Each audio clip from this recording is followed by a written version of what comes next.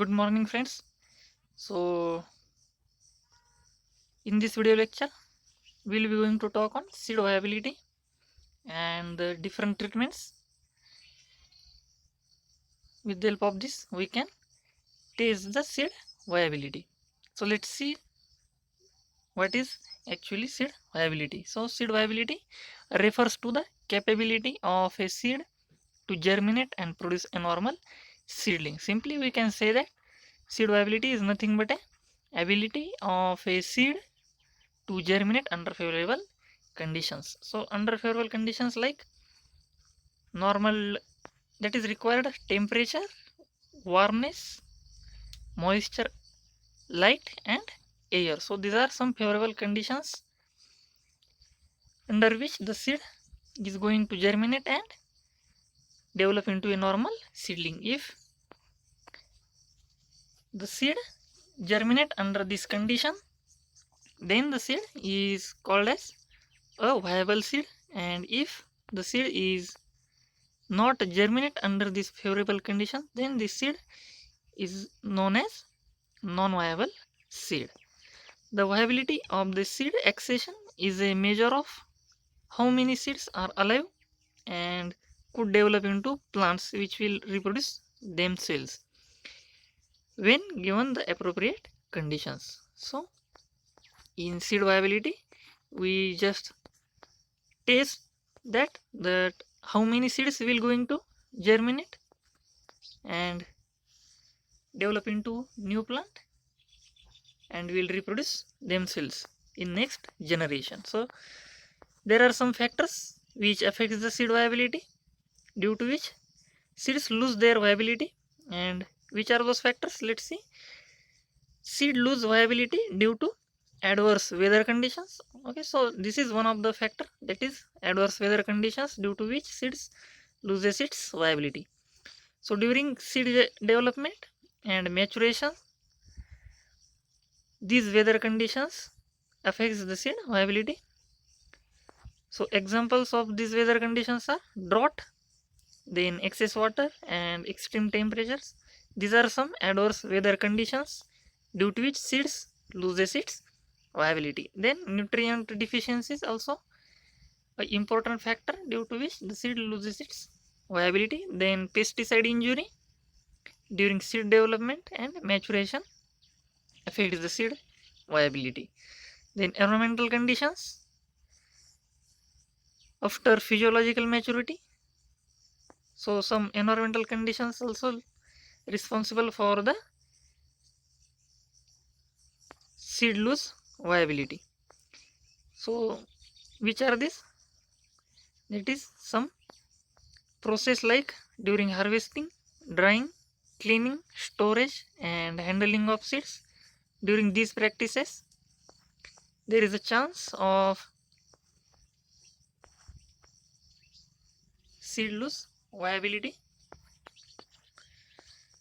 Then let's see the different tests which are used in seed viability. So first one is a tetrazolium test, then second one is a germination test, then cut test, X-ray analysis, spectral imaging, ferric chloride test for mechanical damage, then indoxyl acetate test for seed coat damage, and non-invasive diagnosis of seed viability using infrared thermography. So these are some tests which are used in the testing of seed viability. So let's see the first test, that is tetrazolium test. So this test, tetrazolium test, is first of all used by George Lacon in 1942, and the objective of this test is rapid assessment of viability. So what is the principle of tetrazolium test? A colorless tetrazolium solution is used as an indicator, producing in living cells a red, stable and non-diffusible substance named formazan. Okay, so this tetrazolium solution actually stains the seeds. When this tetrazolium solution is applied to the seeds, the living tissue inside the seeds is stained and appeared as a red. So simply we can observe that color. If the seed appeared as red, then we can say that the internal tissue or cells are alive and the seed is viable. The seed can germinate in favorable condition. Thus, it's possible to distinguish the red colored living tissue from the colorless dead ones, and the seeds are classified into viable and non-viable seed classes. As I said that if the seed shows red color, then it is viable seed, and if the seed is still colorless dead ones, then it is called as non-viable seeds. Then let's see the procedure, that is preconditioning of seed before tetrazolium test. Okay, so before applying this tetrazolium solution, we need to preconditioning of seed. Okay, so preconditioning of seeds before tetrazolium test: no moistening or preparation required, that is small seeded legumes with soft coats. Seeds directly placed in tetrazolium solution. In case of peas and beans, bisect longitudinally before placing in tetrazolium solution. Okay, so that this tetrazolium solution penetrate into this living tissue. So we need to bisect these seeds, that is peas and beans. We need to bisect these seeds longitudinally so that this solution penetrate into living tissue, and this living tissue then appeared as a red color. The example, the seed coat may be removed. Example, cucurbits. The seed coat may be scratched above embryo. Example is lettuce. So this tetrazolium solution penetrate into a living tissue. Then let's see the methodology.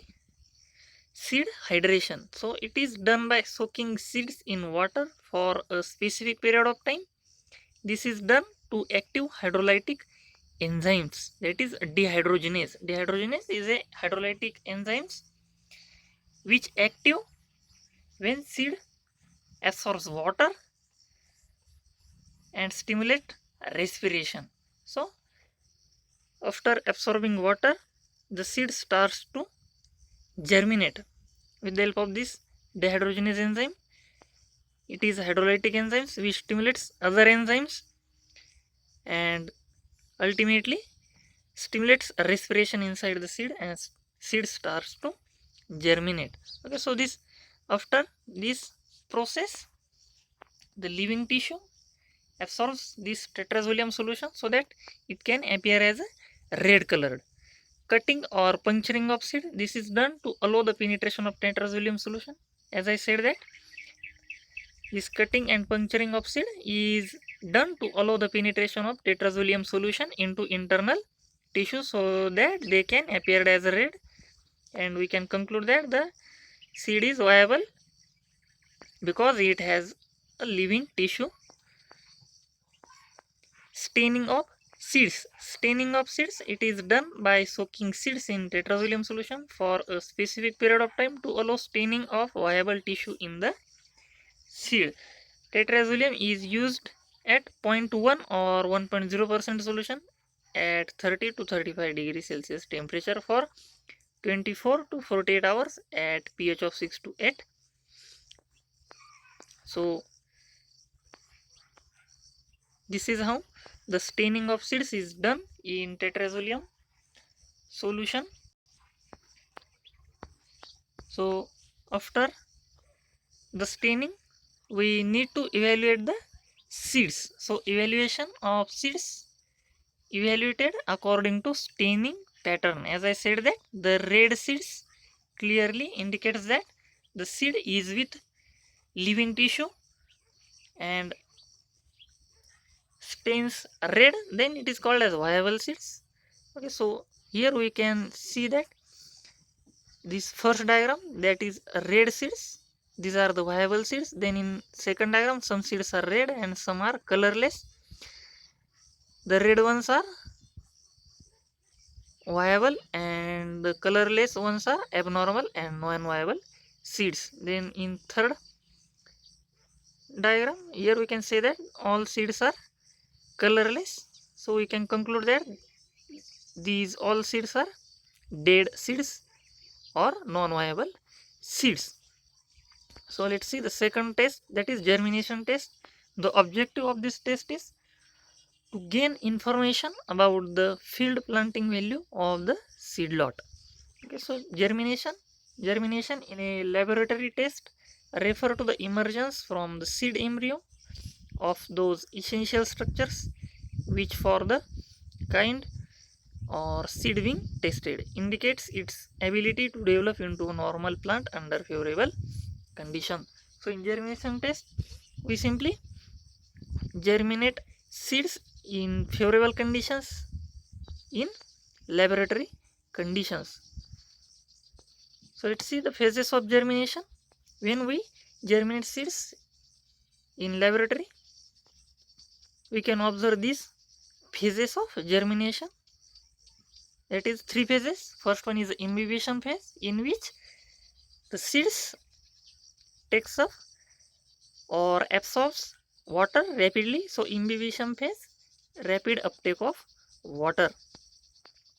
Then second one is active metabolism. After absorption of water, as I mentioned earlier, that after the water absorption, the enzyme, that is a dehydrogenase enzyme, activate and the process of respiration starts inside the seed. So in active metabolism, different metabolic processes starts. That is major metabolic pathways affected are respiration, protein synthesis, DNA replication and RNA synthesis, and the germination of seed will start after this active metabolism.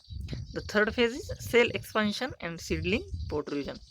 Okay, so after this the seed will germinate, will produce radicle and plumule, and after some time it will produce a seedling and develop into a new plant. So the third test is cutting test. This is a very simple test in which we just mechanically damage a seed and directly observe, and we can then say that the seed is viable or not. Okay, so in this test the simplest viability testing method is direct eye inspection of seeds which have been cut open with a knife or scalpel. Okay, so in this test we simply observe the viability of seed directly with the help of eye inspection. We simply cut seed with the help of knife or scalpel, and with the help of eye inspection we can simply conclude that the seed is viable or not. If the endosperm is of normal color with a well developed embryo, then the seed is viable and the seed has a good chance of germinating. Okay, so if the endosperm is abnormal, then we can conclude that the seed is not going to germination, under germination. So the next test is X-ray analysis. The X-ray method permits the detection of empty seeds, mechanical damage and abnormally developed internal seed structures, measurement of the thickness of the seed coat and assessment of the seed viability when combined with a contrast agent. So with the help of this X-ray analysis, again we can simply differentiate the viable and non-viable seeds. Then spectral imaging, with the help of spectral imaging we can also, when these seeds are treated with this spectral imaging, with the help of different colors we can differentiate the seeds are viable or non-viable with the help of this spectral imaging, in which we uses different colors of light. Okay, so The next test is ferric chloride test for mechanical damage. Okay, so the viability of seed can be tested by using ferric chloride. Some seeds may get mechanically damaged during post-harvest technique. Any cracks and chips in the seed coat will be stained black by the ferric chloride solution. Okay, so in the tetrazolium solution, the seeds will appear as red.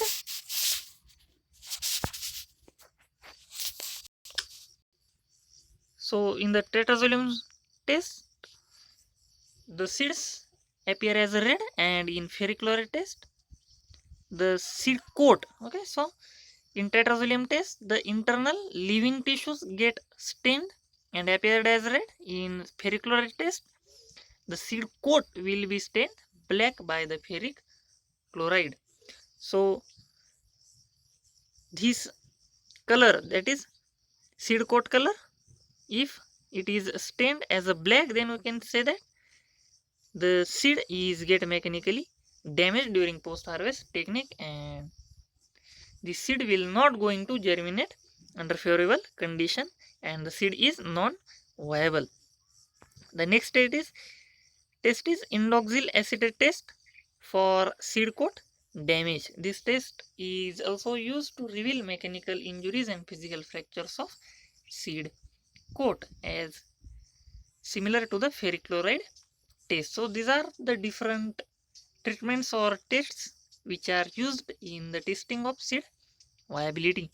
So this is all about seed viability and the different tests for the seed viability. So let's see the next point, that is physiological and anatomical basis of root formation. So after different artificial vegetative propagation techniques, so the material or the cuttings or the graftings after done,